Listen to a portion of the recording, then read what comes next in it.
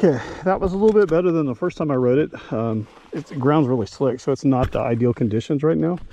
But it still gave me an opportunity to kind of open it up a little bit more and kind of run it at higher RPMs a little bit. What do I feel? So, funny thing is that I have a 450 and the setup is not any different, but it feels different. It feels like you really sit down into it, and then the handlebars are much higher, and I don't think he has risers on it, but weird, it feels different. And maybe it just feels different because I'm riding my KTM today. As far as, being able to lean it over in the corners and stuff, seems to lean over really well. It doesn't feel quite as planted on the front end as my KTM does. And I do have spring fork conversion in mind. I've got the Del Salio steers. So anyway, what are your thoughts? How does it feel compared? This thing's awesome. This thing is absolutely dialed for the trails.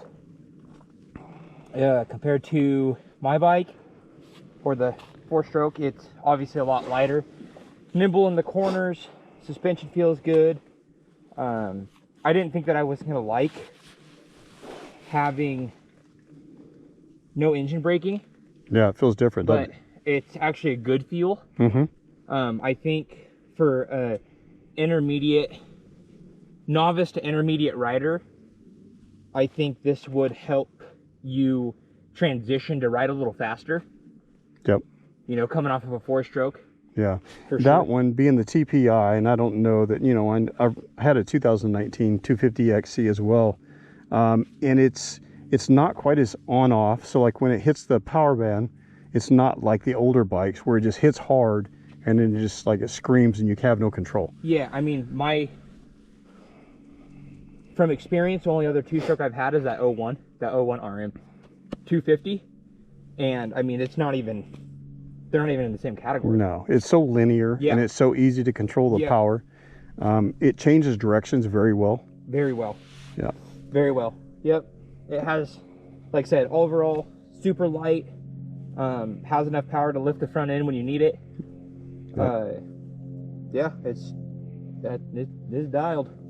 It was interesting. I've always talked about the Nissan brakes, not quite as good as the Brembo. But the brake on the front end is actually really good on your YZ. It definitely has a different feel, though. I mean, it does. As far as a quote unquote, I guess, trigger pull, because I came into a couple corners and really, just tapped it compared to that one. That one's a lot more, I think, sensitive. It is. But this one, when you really get in the meat of it, it stops. You can modulate it very well. Yeah. Yeah, and so I've kind of gone through that too, because I had the 2017 CRF 450RX, and I love the brakes on the Hondas. I just love that real sensitive front brake. And then when I went to the YZ, it felt real spongy. Yeah. This actually feels really pretty firm. Yeah, it's pretty firm. Yeah. So yeah, well, good deal.